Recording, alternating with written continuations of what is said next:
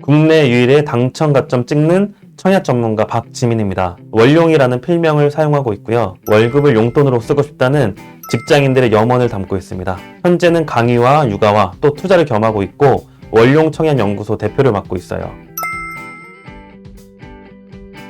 제목에 담긴 내용 그대로라고 보시면 좋을 것 같아요. 현 시점에서 청약자분들이 가장 궁금해할 것을 담았습니다. 먼저는 청약에서 가장 관심이 높은 3기 신도시에 대해서인데요.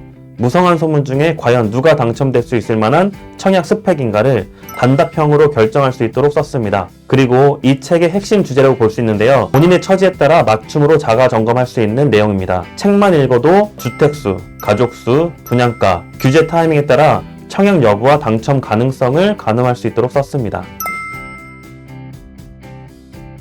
너도 부자가 될 수 있어 라는 뻔한 희망 고문은 담고 싶지 않았어요. 특히 부동산 입문자들이 가장 쉽게 접할 수 있는 청약이란 주제는 새집하고 또 로또급 수익이란 행복한 상상을 꿈꾸게 하는데, 그보다 먼저 따져보아야 할 것은 과연 내 것이 될 수 있는가거든요. 여러 번의 청약제도 개선으로 인해 청약을 시험 치르듯 공부해야 하는 때가 되었는데요. 일단 청약 맞춤 수업을 통해 청약의 큰 맥과 그 중에서 나와 맞는 핵심 내용을 독자들이 캐치하게끔 하여 그분들의 귀한 시간과 기회비용을 헛되게 벌이는 일을 최대한 막고 싶었습니다. 목차를 보시면 미니 사전처럼 되어 있어요. 청약을 한 번도 안 해본 분들을 위해서 클래스 0, 제가 실제로 클릭하는 순서대로 청약홈 사용법을 스마트폰 캡처로 해서 안내하고 있습니다. 3기 신도시 청약은 어떻게든 되겠지라고 막연하게 생각하는 청약 대기자분들께는 현실을 직시하도록 클래스 1을 준비했고요. 이후에는 내가 무주택자인지 1주택자인지 또는 다주택자인지에 따라서 청약 전략을 달리할 수 있도록 클래스 2를 준비했습니다.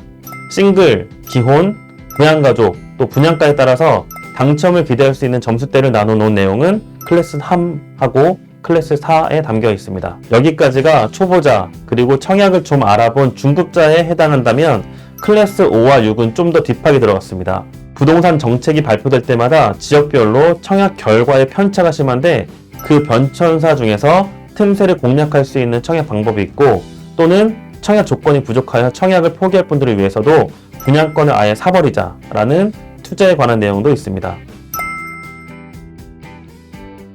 부록을 보기 위해 책을 구입했다는 분들이 꽤 되세요.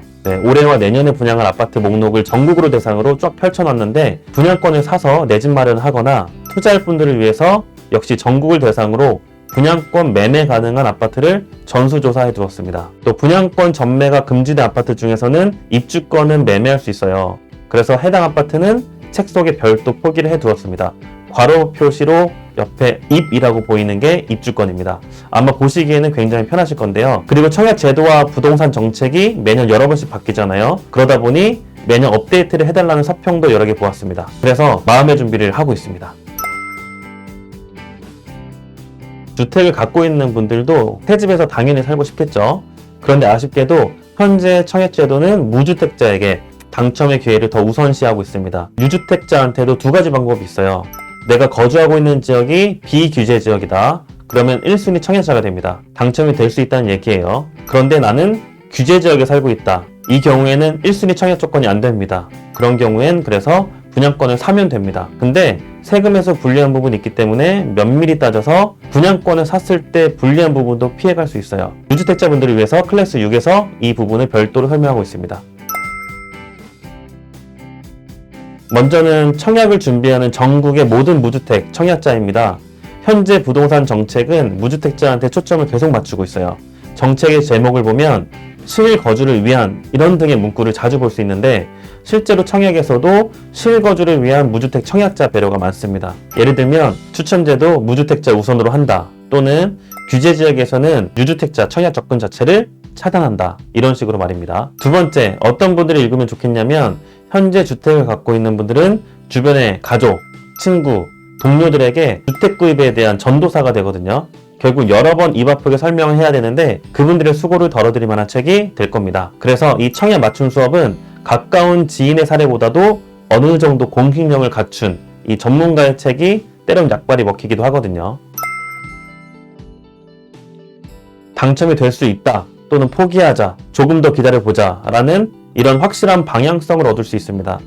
강의에서도 세월을 아끼라는 말씀을 많이 드리는데요. 당첨이 안 되는 현실을 빨리 인지하고 또 인정해야지 내 집 마련 시기와 그에 따른 주거 심리 안정감을 얻을 수 있습니다. 청약을 유지할지 또는 포기할지 여부에 해결이 안 되면 직무유기와 좀 같아요. 요즘 벼락거지라는 말이 유행하잖아요. 굉장히 무서운 얘기인데 이것이 본인 얘기가 되면 낙담하고 정신적으로 힘듭니다. 현실을 빨리 인식하고 결정해야 됩니다. 적어도 청약에서는 저와 또 이 책이 확실하게 도움을 드리고 있습니다. 제가 2018년도에 썼던 국내 최초 청약 전문서인 35세 인서울 청약의 법칙이라는 책이 있어요. 그 이후에 부동산 시장하고 청약 제도, 법이 많이 바뀌어서 업데이트가 좀 필요합니다.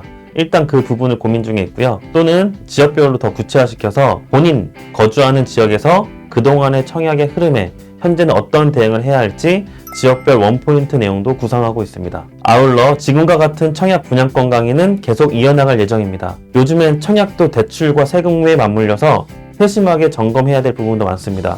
몇 년간 미뤄두었던 1대1 상담도 다시 시작할 예정에 있고요. 이 부분은 원룡이 블로그와 카페를 통해 안내를 드리겠습니다. 청약은 운이 아니라 전략입니다. 이 말을 제 첫 책 이후에 쓴 아류작들도 많이 차용을 하고 있는데요. 실제로 그렇습니다. 아는 만큼 당첨될 수가 있어요. 가장 쉽고 가장 빠른 자산 형성을 할 수 있는 분야가 바로 부동산에선 청약입니다. 청약의 본질은 두 가지입니다. 절대평가와 상대평가. 절대평가는 내가 갖고 있는 가점과 청약 납입금으로 당첨이 결정되고요. 상대평가는 하입을 고를 때 심리로 결정됩니다. 그래서 청약을 알면 부동산 가격의 형성 과정, 분양권에 대한 이해, 분양권을 대체할 수 있는 입주권과 기축 매수까지도 자연스럽게 연결이 될 겁니다. 예비 독자분들의 내 집 마련과 자산 증식을 응원합니다. 지금까지 청약 맞춤 수업 저자 박지민이었습니다. 고맙습니다.